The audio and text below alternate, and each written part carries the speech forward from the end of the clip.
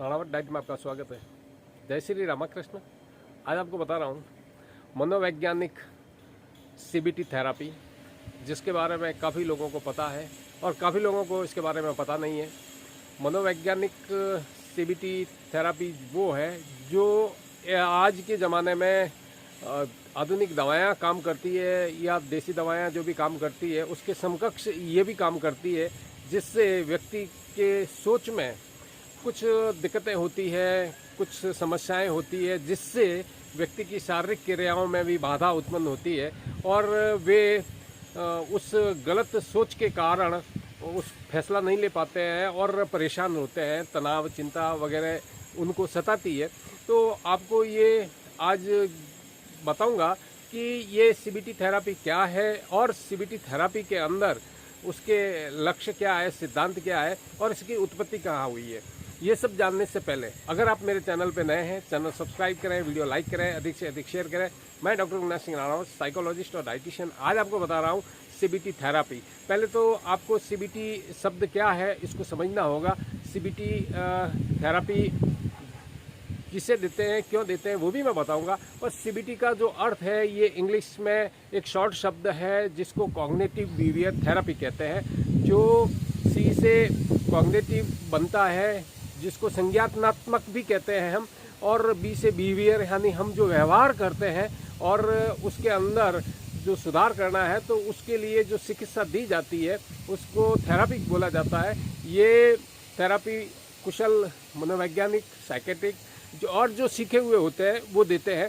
पर ये जो चिकित्सा शुरू हुई है इसमें आधुनिक मनोवैज्ञानिकों को मैं धन्यवाद दूंगा कि उन्होंने नए तरीके से प्रलेखित किया गया और समाज में उन लोगों ने ये ज्ञान बांटा है और उससे काफ़ी लोग पढ़ रहे हैं।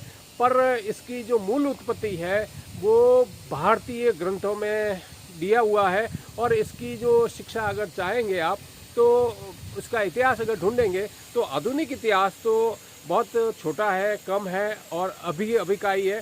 पर हमारे पौराणिक ग्रंथों के अंदर इसका वर्णन दिया हुआ है। इसके लिए 5000 साल पहले जो वेद व्यास जी ने ग्रंथ लिखे थे, उस ग्रंथ में एक ग्रंथ का मैं नाम लूँगा, वो है कठोर उपनिषद। उसके अंदर बहुत कुछ दिया हुआ होता है जिसमें इस आधुनिक युग में काफ़ी बताया नहीं है और उसमें काफ़ी दिया हुआ है कि हमारे जो 5 ज्ञानेंद्रियाँ हैं और 5 कर्मेंद्रियाँ है उससे हमारे शरीर में क्या प्रभाव पड़ता है, उससे जो असामान्य अवस्थाएं होती है उनको कैसे ठीक किया जाता है।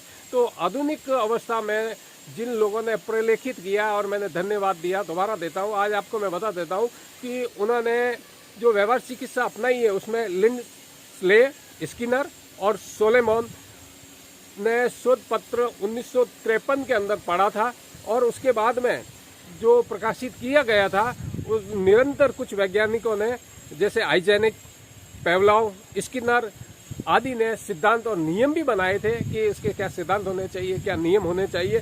और वोल्फ ने 1969 के अंदर भी काफ़ी रोचक जानकारियां दी है।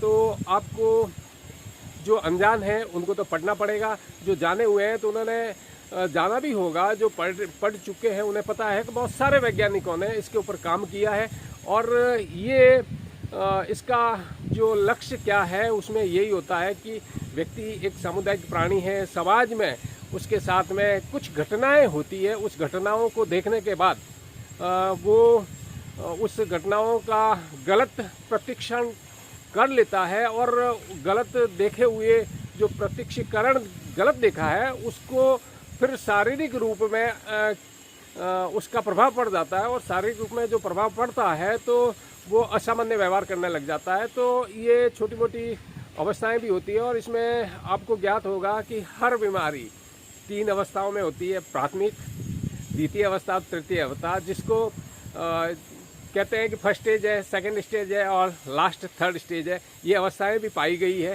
तो तात्पर्य यह है कि अगर प्राथमिक अवस्थाओं में जो भी होगा, दिक्कतें हैं, वो आप अपने घर बैठे हुए सीबीटी थेरापी ले सकते हैं। ये क्रम निरंतर आप देखेंगे तो मैं अब ऐसे समस्याओं से कोई जूझते हैं तो प्राथमिक अवस्थाओं में आप अपने घर पे बैठ के भी ये थेरापी ले सकते हैं और उस थेरापी के बारे में आप ज्ञान भी प्राप्त कर सकेंगे कि इसके सिद्धांत क्या है, जिसमें आपको ये भी समझना ज़रूरी है कि जो व्यक्ति परिवार में है और उसे दैनिक कार्यों में बाधाएं आ रही है, जिसकी वजह से वो अपने प्रगति के कार्य क्रमक नहीं कर पाता है, तो उससे जो दिमाग में किसी भी प्रकार की परेशानी है और शारीरिक परिवर्तन जो व्यवहार के आते हैं उसमें कैसे ठीक किया जाता है, तो उसमें जो जिस व्यक्ति को ये तकलीफ है वो व्यक्ति और उसके साथ में जो थेरापी दे रहा है उन दोनों को साथ होना जरूरी है। और वो दोनों अगर मिलके ये काम करेंगे तो मनुष्य के जीवन में जो बाधाएं उत्पन्न है, जो व्यवहार गलत कर रहा है, और उस व्यवहार को सही और ठीक किया जा सकता है।